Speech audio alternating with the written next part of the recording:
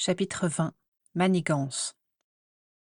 Approchez, approchez, demandez le bulletin exceptionnel de la Gazette du Sorcier, s'égosillait un jeune garçon au milieu du chemin de traverse. L'homme serpent a encore frappé. 4 moldus assassinés cette nuit, dans le sud de Londres, selon le même mode opératoire sordide. Mais surtout, à la une, le rebondissement spectaculaire de l'affaire du collier d'opale. Piscus Crabbe accuse Cygnus Black. Prenez plutôt le hibou jacasseur, messieurs, dames, du rire, de la joie, et en exclusivité, une superbe caricature de Cygnus Black. Alors que les hiboux sortaient tout azimut des bureaux du hibou jacasseur et de la Gazette du Sorcier, portant le dit bulletin spécial, ainsi qu'une petite sacoche accrochée à la patte, pour permettre aux destinataires d'y placer les quelques noises correspondant au prix des journaux. Les sorciers plus pressés se ruaient sur le vendeur ambulant pour connaître les derniers potins avant leurs voisins. Sur la couverture du bulletin exceptionnel de la Gazette du Sorcier figurait une grande image en noir et blanc, sur laquelle on pouvait voir remuer Cygnus Black dans sa grande robe de juge, en train de se défendre férocement contre les membres de la police magique qui essayaient de lui passer des menottes aux poignets. Celui-ci résistait avec tant d'ardeur que les lecteurs avaient l'impression d'entendre sa voix de tonnerre sortir du cliché. À côté de l'immense photographie, le journal titrait, en lettres aussi grosses que la taille du journal le permettait, Cygnus Black, tête pensante du trafic d'objets magiques. Les déclarations de Piscus Crabbe n'en finissent pas de nous surprendre. Alors que le procès semblait pour lui mal engagé, il aurait déclaré ce matin même avoir agi à la solde de Cygnus Black, un des ténors du Magen Mago. Cela pourrait bien expliquer l'empressement de l'illustre juge Black à classer cette affaire et à envoyer Crabbe à Azkaban au plus tôt, avant que celui-ci ne dévoile le pot aux roses. Ces déclarations ont été balayées d'un revers de main par Cygnus Black, visiblement embarrassé. Mais ils n'ont pas échappé aux quelques membres de la brigade de la police magique présents lors du procès, qui ont immédiatement dépêché quelques hiboux et ont mené dans l'heure une perquisition au domicile du juge.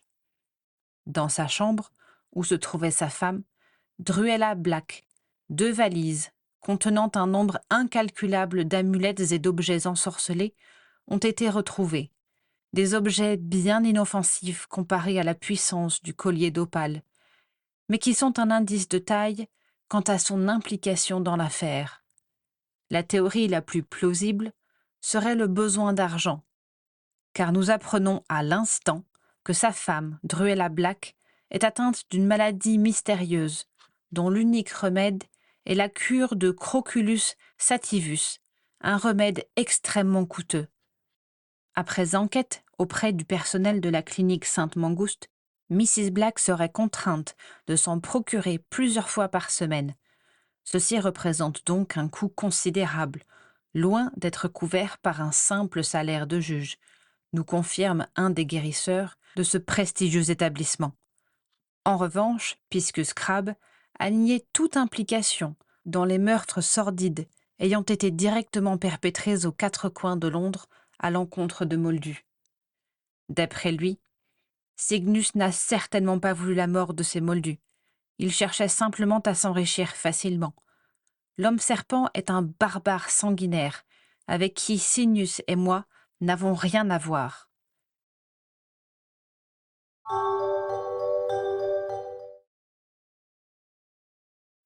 Dans la chambre de Cygnus et Druella Black, Narcissa et sa mère essayaient vraiment de se remettre de leurs émotions. La brigade de la police magique savait parfaitement où chercher. Malgré les protestations de Narcissa, ils étaient montés directement au 2e étage, avaient immédiatement ouvert les 2 valises et étaient partis, comme ils étaient venus, sans même jeter un regard dans les autres pièces.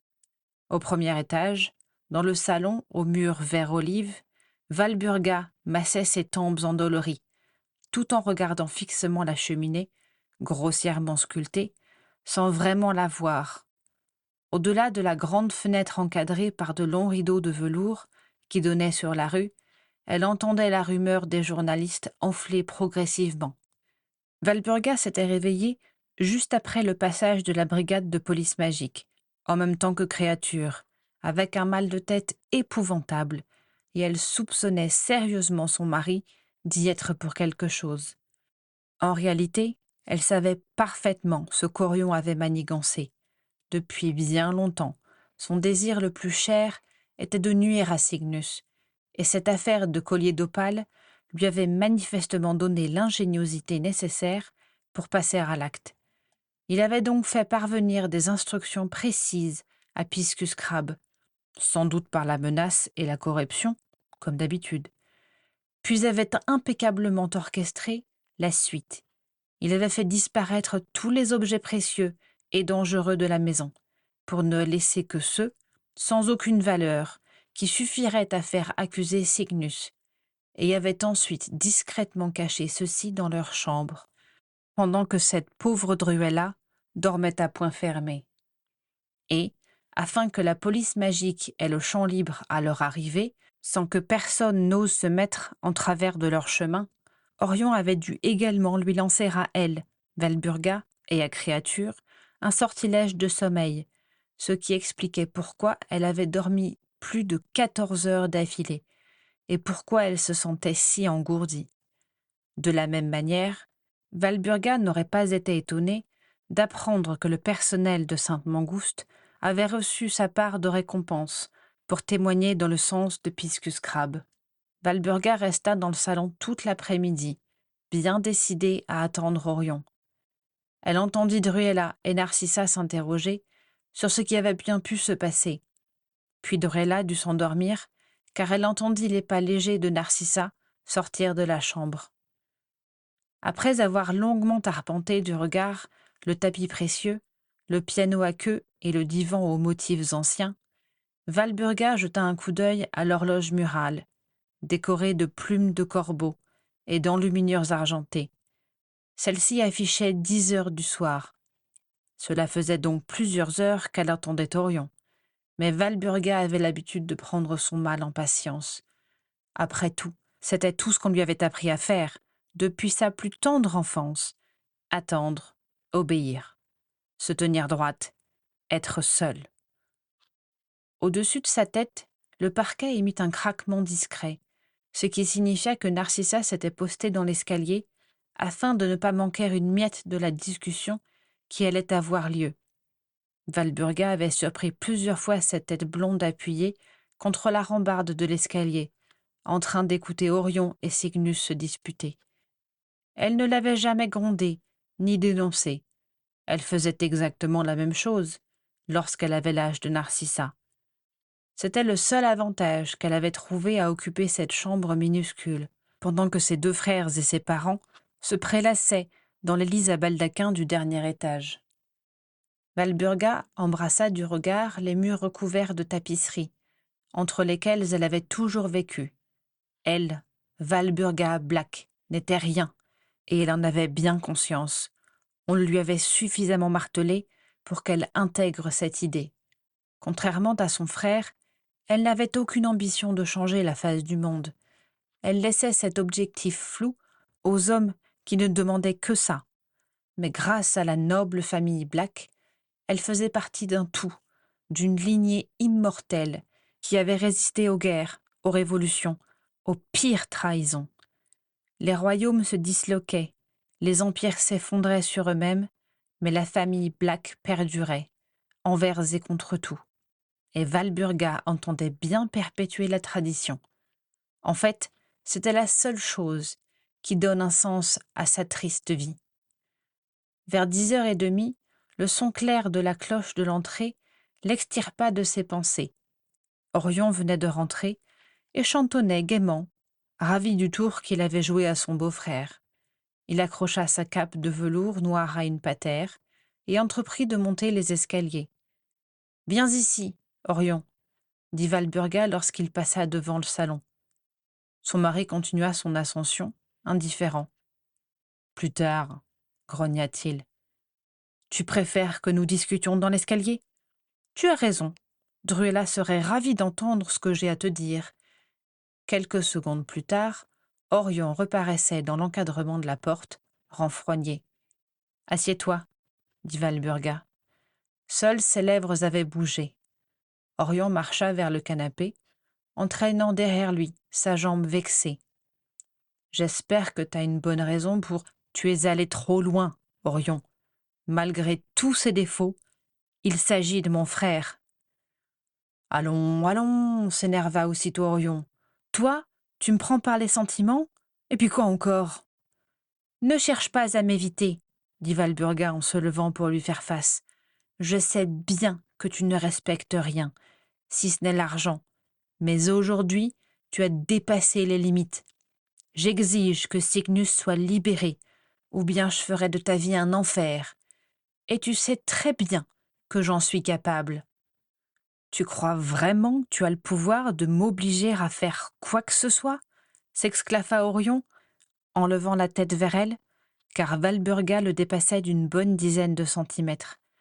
Ma chère, tu te fourres le doigt dans l'œil si profondément que tu risques de te chatouiller le cœur. Si un jour tu as eu un cœur, bien évidemment. Valburga eut un de ces petits rires mesquins dont elle avait le secret, et il y eut un silence, puis un grésillement sinistre. Et soudain, l'oncle Orion poussa un hurlement de douleur et de colère, et se mit à secouer sa main droite, comme s'il essayait d'écraser une mouche le plus rapidement possible. « Ah, sorcière! Mais qu'est-ce que tu fabriques? Quoi crois-tu que j'occupe mes journées quand je suis seule dans cette maison? Il y a ici assez de livres de magie noire pour m'occuper encore plusieurs décennies. Que crois-tu que j'en fais? Des cocottes en papier? Arrête ça tout de suite! Tempêta Orion. Je n'apprécie pas du tout ces manières de faire. Je te rappelle que tu es mon épouse et que tu me dois obéissance. Ah! Je n'arrive pas à l'enlever! Valburga rit à nouveau. Mon pauvre ami, ce genre d'intimidation ne fonctionne pas avec moi. Décidément, tu aurais dû te choisir une femme plus docile. Elle se rapprocha d'Orion en lui enserrant le poignet entre ses longs doigts. Quoi qu'il en soit, je t'en fais la promesse. Moi vivante, je ne laisserai aucun Black croupir à Azkaban, et encore moins Cygnus. J'exige donc que tu répares tes erreurs et qu'avant la fin de l'été, il soit de retour ici. Orion semblait se calmer, et une vive odeur de chair brûlée se répandit dans la pièce. Autour de l'anneau des Black qu'Orion portait autour de son doigt, sa peau avait pris un aspect noirâtre et cartonné. « Les preuves sont trop lourdes, » déclara Orion, la voix mauvaise. « Les preuves peuvent disparaître. Tu te souviens avec qui Cygnus travaillait au ministère? Il avait de puissants alliés, me semble-t-il. Peut-être que certains d'entre eux ont encore le pouvoir de l'aider. » Orion poussa un long soupir. « Je vais voir ce que je peux faire, » maugréa-t-il en sortant. « Mais j'y compte bien, mon ami. » Valburga l'entendit descendre les escaliers, puis remettre sa cape en ronchonnant, et claquer violemment la porte derrière lui. Manifestement, il ne s'attendait pas à une telle résistance, et Valburga se félicitait d'avoir déjoué ses plans. Elle se rassit sur le canapé et resta encore quelques minutes dans la pièce, les mains jointes sous son menton, le sourire aux lèvres. La dernière fois qu'elle avait défié quelqu'un dans cette pièce, il s'agissait de son père, qui souhaitait envoyer son petit frère, Alphard, en camp de redressement à l'autre bout du monde, en raison de ses résultats scolaires qui laissaient à désirer. Lorsqu'il avait évoqué cette possibilité, Valburga s'y était opposé ouvertement, et pour toute réponse, son père l'avait giflé si fort que sa joue était restée violette pendant plusieurs jours. Et ce soir-là, en entendant la jambe vexée d'Orion traîner dans l'escalier, Valburga se sentit un peu vengée.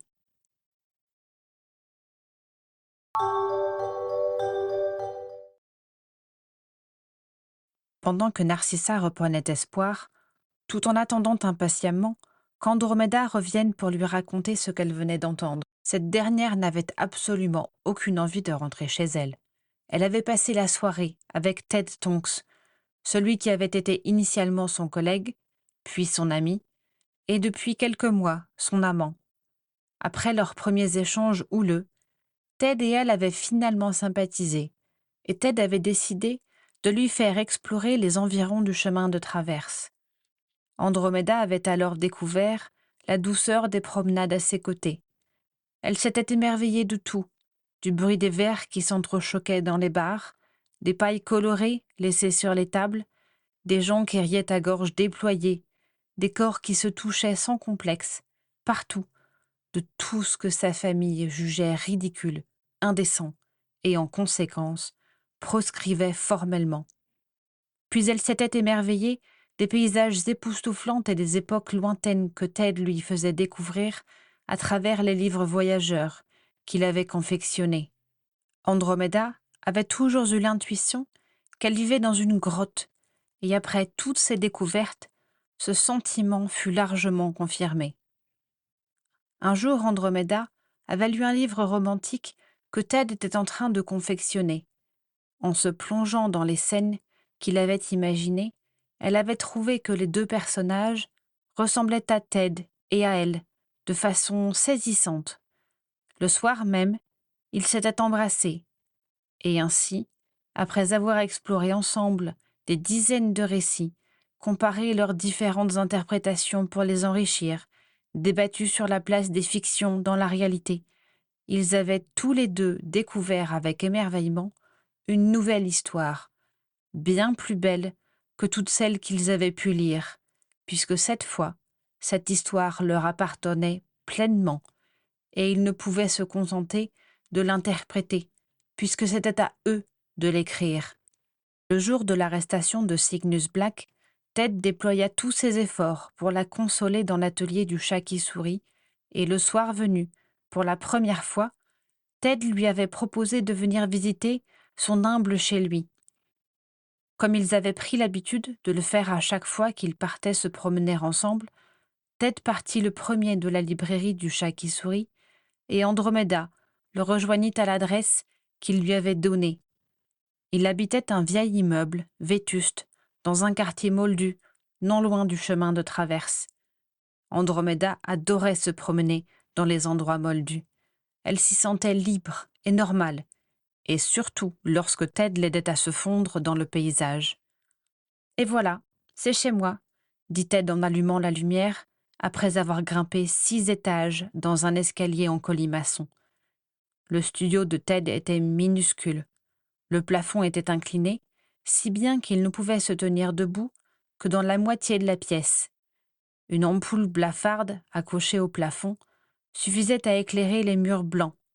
Le lit simple et défait, les étagères remplies à craquer de livres et de vêtements mêlés, le réchaud minuscule, parsemé de coquillettes séchées, et le bureau le plus désordonné qu'Andromeda ait jamais vu. La seule ouverture vers l'extérieur était une lucarne de toit, dont le store cassé pendouillait lamentablement. Mais aux yeux d'Andromeda, ce désordre avait quelque chose de merveilleux. Il signifiait que dans cet endroit, on était autorisé à vivre. « Tu ne ranges jamais » s'enquérit Andromeda avec malice. Elle n'aurait jamais osé faire une telle remarque à qui que ce soit d'autre. Mais Ted était différent. Elle aimait son air surpris lorsqu'elle le taquinait. De manière générale, chaque expression qui animait le visage de Ted donnait à Andromeda l'envie irrésistible de l'embrasser. « Tu plaisantes » demanda-t-il, désespéré. « J'ai fait le ménage de fond en comble. » Ce que Ted appelait « ménage » consistait en réalité à ramasser tout ce qui se trouvait sur le sol et à l'entasser sur son bureau, dont le moindre centimètre était recouvert de chaussettes sales et d'emballages de gâteaux. Devant son expression contrite, Andromeda éclata de rire, ébouriffa ses cheveux blonds et l'embrassa tendrement, tout en se penchant légèrement, car Ted était plus petit qu'elle. Andromeda n'avait jamais éprouvé un tel sentiment de bien-être et de liberté. Même sur la colline d'Émeraude, elle gardait le souvenir d'une atmosphère oppressante, où elle avait détecté, derrière la fierté de ses congénères à propos de leur statut de sorcier, une exaltation malsaine et un mépris crasseux qui n'avaient absolument rien de légitime. Elle se souvenait de l'expression embarrassée de ses parents, lorsque timidement, après avoir pris son courage à deux mains, elle avait osé les interroger plus en profondeur sur les raisons de la haine que leur famille et leurs voisins entretenaient à l'égard des Moldus. Le sermon que son père lui avait servi ce soir-là, à propos de son impertinence et de sa curiosité mal placée, était venu confirmer ses doutes. Le tableau qu'on lui avait toujours présenté comme une vérité unique était loin, très loin, de dépeindre la complexité des relations sorcier-moldu. Et avec le temps, ce sentiment de tromperie n'avait fait que s'amplifier, d'autant plus désagréable que ses deux sœurs ne paraissaient pas s'en soucier. Aux côtés de Ted, à l'inverse, tout devenait simple et léger. Il n'y avait personne à haïr, aucun endroit à éviter. Leurs gestes s'accordaient, leurs rires se répondaient, et chaque jour apportait son lot de tendresse et de gaieté. Tout en remerciant sa bonne étoile d'avoir mis Ted sur son chemin, Andromeda se mit à l'embrasser avec plus d'ardeur, et sans même s'en rendre compte, ils roulèrent sur le lit et se glissèrent sous les draps. Là, dans le frottement de leur peau moite, Andromeda goûta un plaisir d'autant plus intense et surprenant qu'elle n'avait jamais entendu parler de ce plaisir-là. Après de longues caresses dans ce petit nid, Andromeda se décida à rentrer chez elle, gonflée de courage. La nuit était douce et calme, à tel point qu'on avait du mal à croire aux nouvelles alarmantes qui avaient été annoncées dans la journée. Sur le chemin, Andromeda se demanda combien de temps Ted accepterait encore de rester dans la clandestinité. Il faisait preuve d'une patience angélique, mais Andromeda craignait que si la situation n'évoluait pas, Ted décide de lui préférer une jeune femme qui accepterait de l'aimer au grand jour. Cette idée lui était tout simplement insupportable, et la peur de le perdre la rattrapait un peu plus chaque jour. Lorsqu'elle arriva devant la façade austère du 12 square Grimoire, Andromeda avait pris une ferme résolution. Avant la fin de l'année, elle avertirait sa famille de sa relation avec Ted. Cela leur ferait un choc, bien sûr, eux qui ne jureraient que par cette maudite pureté du sang. Mais Andromeda espérait que leur amour pour elle serait plus fort que les œillères qui leur étriquaient l'esprit.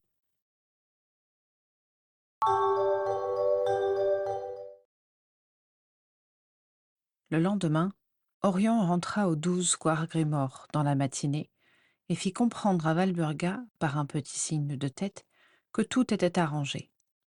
Aussitôt, Valburga décida de se rendre au ministère afin de s'en assurer.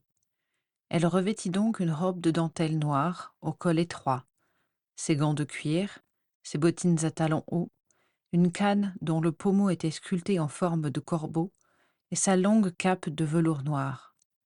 Après avoir vérifié qu'aucune mèche de ses longs cheveux noirs ne s'échappait de son chignon serré, elle posa son chapeau sur sa tête et fut prête à partir.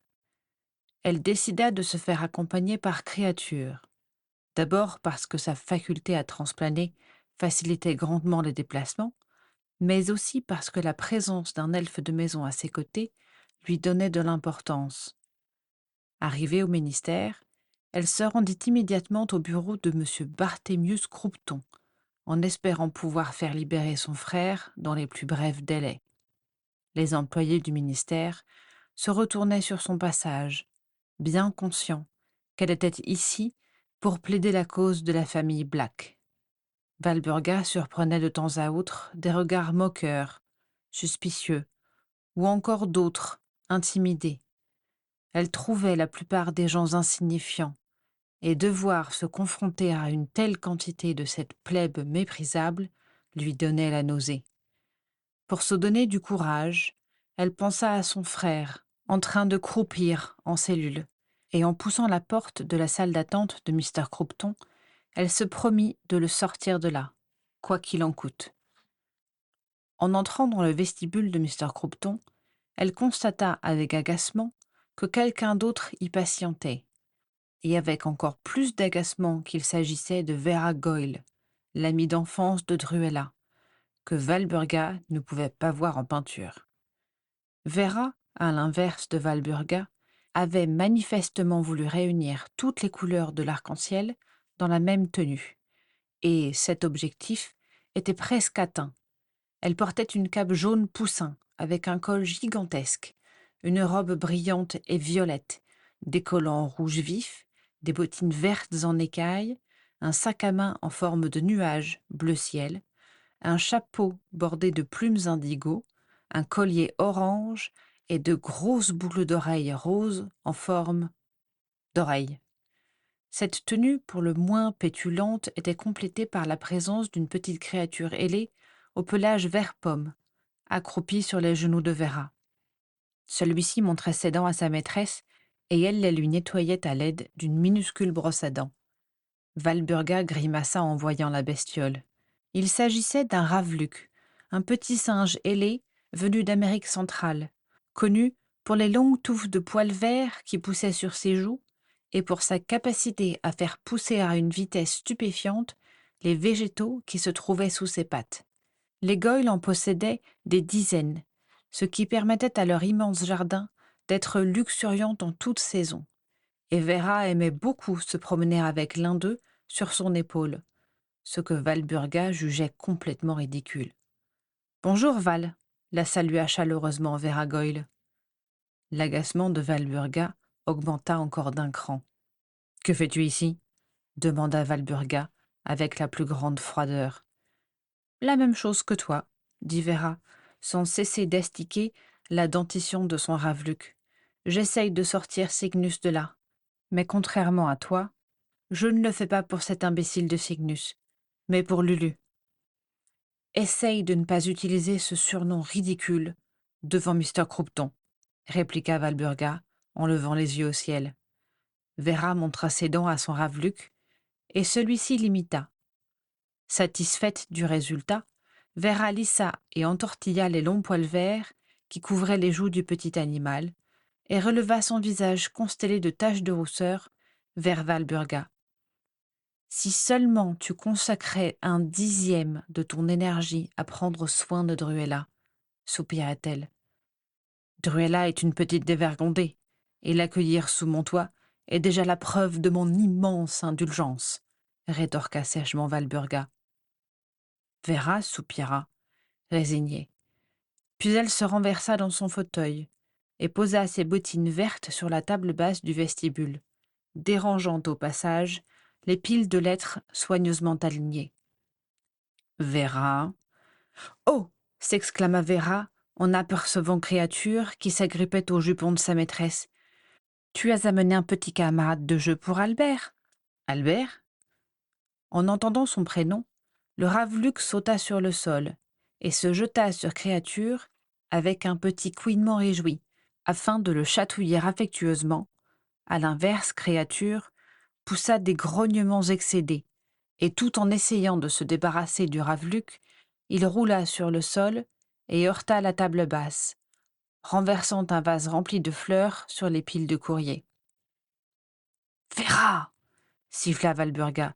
« Si nous voulons obtenir quelque chose de ce Mr. Croupton, nous ferions mieux de ne pas saccager son vestibule. » Vera eut un petit rire, porta son index et son pouce gauche à ses lèvres et siffla bruyamment. Aussitôt, le raveluc s'arrêta de chatouiller Créature, rejoignit Vera en quelques sauts et s'envola pour venir se poser sur ses épaules.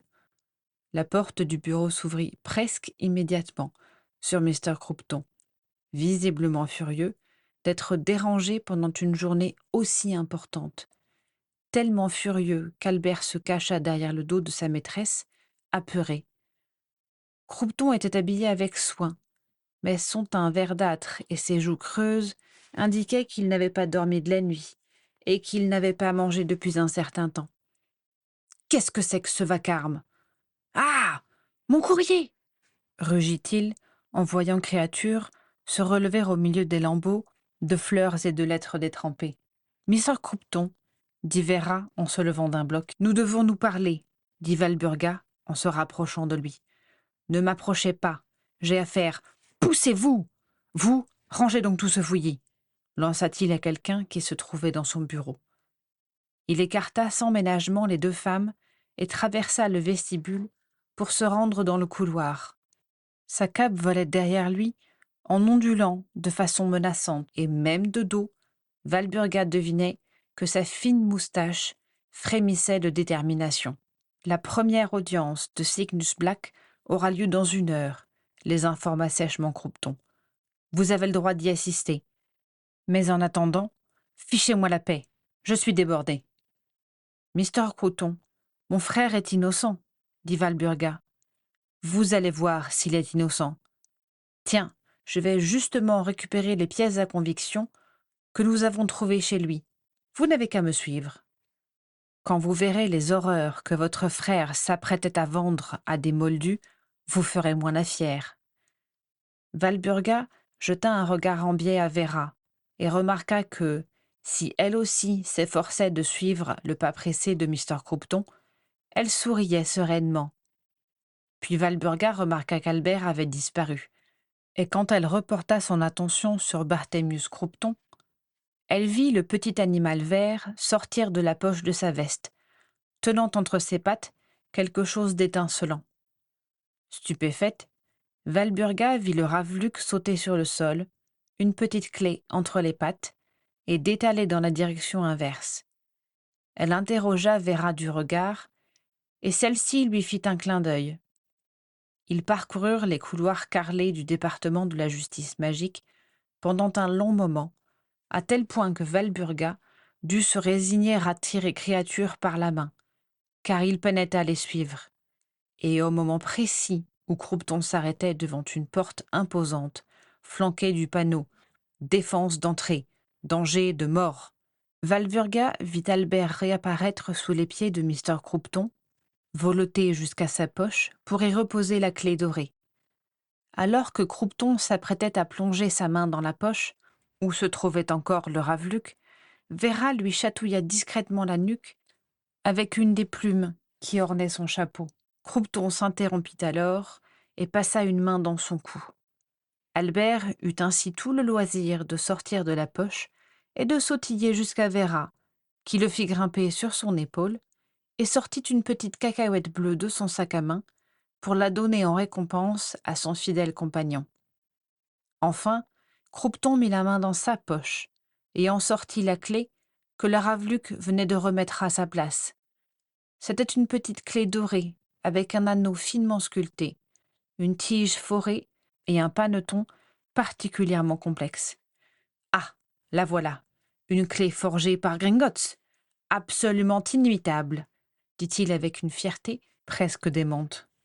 Tout en jubilant, il glissa la petite clé dans la serrure, fit au moins 10 tours, puis, lorsqu'il entendit un déclic, il se tourna vers ses interlocutrices pour savourer leur réaction et poussa violemment la porte sans regarder à l'intérieur. « Ah, voilà, vous voyez ?» Walburga regarda à l'intérieur de la pièce, amusée. Créature poussa un petit cri étonné, Vera éclata de rire, et Albert se mit à sautiller sur son épaule, surexcité. « Voilà une bonne plaisanterie, Mr. Croupton, dit Vera. Outré par ce manque de respect, Croupton se retourna vers l'entrepôt des pièces à conviction. « Ah !» cria-t-il à nouveau en sautant en arrière, soudain beaucoup plus pâle et beaucoup moins triomphant. Dans la pièce immense, les murs nus et les étagères vides semblaient se moquer ouvertement de Mr. Croupton. Il n'y avait plus de traces du collier d'opale, ni de la moindre amulette, même si on pouvait encore voir leur empreinte dans la poussière qui recouvrait le sol. « C'est impossible !» dit Croupton en secouant la tête, faisant frissonner sa fine moustache et trembloter ses joues. « Impossible ! Je suis venu vérifier ce matin même, et la clé est restée dans ma poche depuis. » Mister Croupton, j'ai bien peur que vous n'ayez été victime d'une grosse farce, Rivera. Tous ces objets étaient, de toute évidence, des leurs destinés à disparaître et donc à vous ridiculiser. À mon avis, le collier d'opale n'était qu'un gadget. Non, nous l'avons étudié. J'ai senti moi-même l'aura puissante de ce collier. Alors, comment expliquez-vous qu'il ait pu disparaître aussi facilement? Mister Croupton, vous savez comme moi qu'il faut de grands pouvoirs pour s'emparer d'un tel objet. Ça n'est pas quelque chose qui se fait en quelques heures. Et puis, vous l'avez dit vous-même, la clé est restée dans votre poche. Comment un sorcier, si puissant soit-il, aurait-il pu forcer cette porte blindée et saturer de sortilèges de protection? Avant que Croupton n'ait pu répondre, un de ses assistants déboula dans le couloir et accourut vers eux. Walburga remarqua qu'il avait des petits morceaux de papier dans les cheveux. « Mister Croupton, vous avez reçu une dizaine de beuglantes dans votre bureau, dit le jeune homme, essoufflé et décoiffé. Elles sont en train de tout saccager. Il y en a 3 des crabes, mais aussi des rosiers, des notes, des Parkinson, des Selwyn. Ils exigent que Cygnus Black et Piscus Crab soient libérés. Peu importe, s'entêta Croupton. Mais, Mister Croupton, le jeune assistant jeta un regard embarrassé à Vera et Walburga. Ce qu'il avait à dire semblait confidentiel. Quoi encore? Rugit Croupton. Effrayé, l'assistant eut un mouvement de recul. Parlez, le houspilla Croupton, ou bien je ne donne pas cher de votre carrière au ministère. C'est que les rosiers et les Selwyn, Mister Croupton, ils menacent de retirer le prêt qu'ils vous ont fait pour financer. Vous savez, la moustache de Croupton frémit et son assistant parut se ratatiner sur lui-même. Peu importe, s'entêta Croupton, après un instant d'hésitation. Allez chercher Maxence Kane, l'inspecteur qui a attesté que la mort des Moldus avait été causée par le collier, et Margot Grabtou, l'experte en magie noire, qui m'a confirmé l'authenticité de toutes les pièces à conviction. Vite! Je venais vous voir justement à ce propos, continua l'assistant. Ce matin, Maxence Kane et Margot Grabtou ne sont plus vraiment sûrs de leurs affirmations.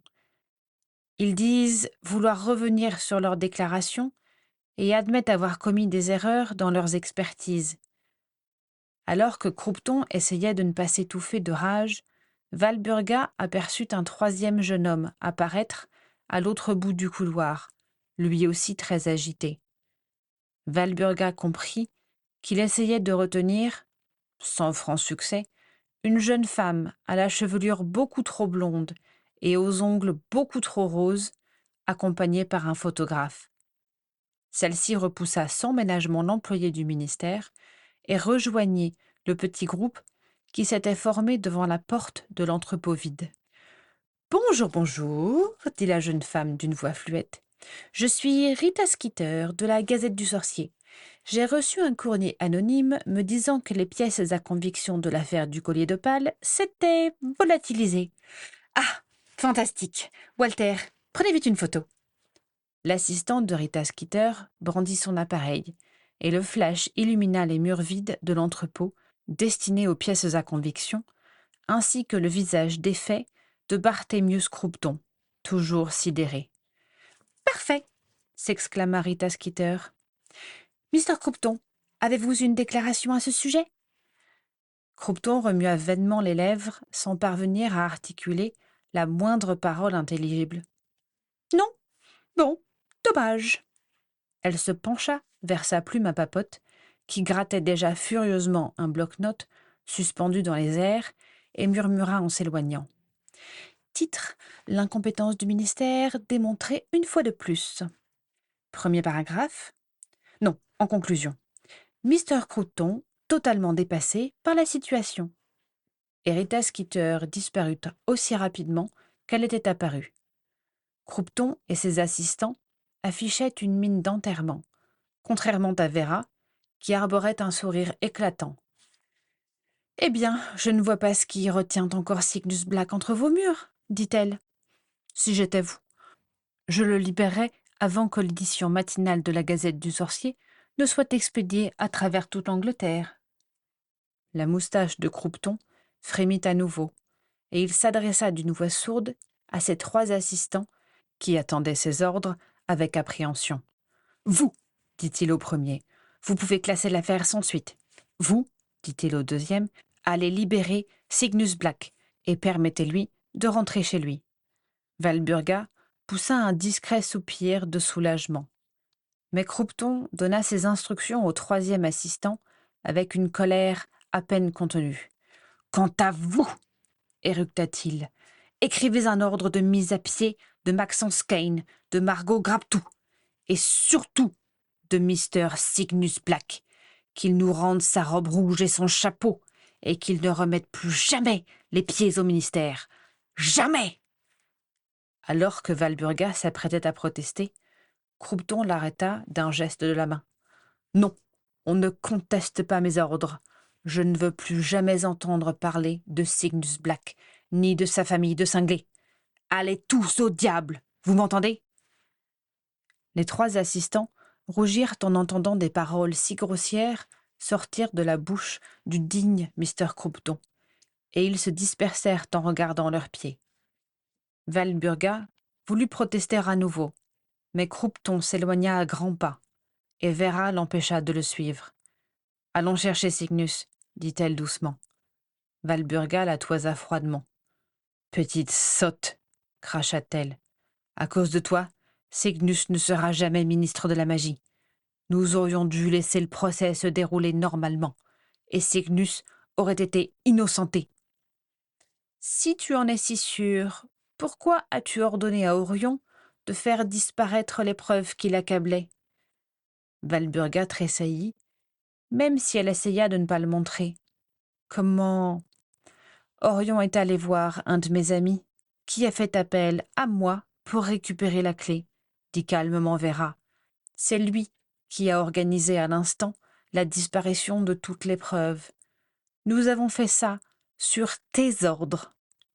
Val, écoute-moi, le procès aurait duré des mois. Cygnus ne s'en serait jamais remis. Et de toute manière, même s'il avait été innocenté cette fois-ci, Croupton l'aurait évincé d'une manière ou d'une autre, pour accéder à son tour au poste de ministre. Allez, ravale ton venin, et allons chercher ce pauvre Cygnus. Il doit être dans un triste état. » Conformément aux ordres de Barthélemy Croupton, Cygnus Black fut relâché immédiatement. Ursula Crabbe vint à son tour faire pression sur le malheureux Barthélemy Croupton, encadré par ses 2 colosses de fils et leurs 2 énormes pitbulls. Et de la même manière, Piscus Crabbe fut relâché. En revanche, la sentence du Magen Mago était sans appel. Cygnus Black n'y avait plus sa place.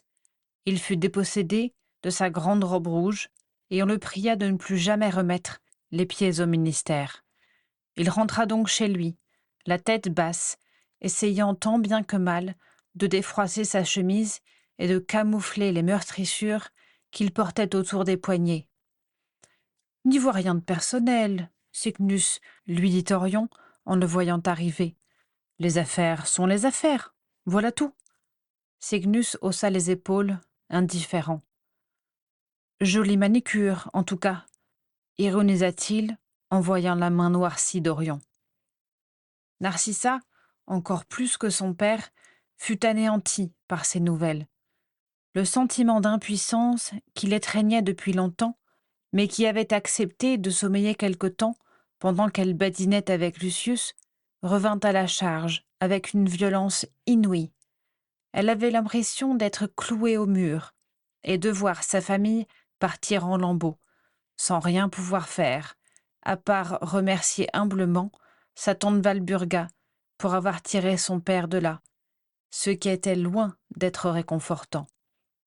Et le coup de grâce lui fut porté quelques jours plus tard, sur le quai du Poudlard Express, lorsqu'Andromeda lui annonça la grande nouvelle. « Si, j'ai quelque chose à te dire, annonça-t-elle innocemment, avant que Narcissa ne monte dans le train.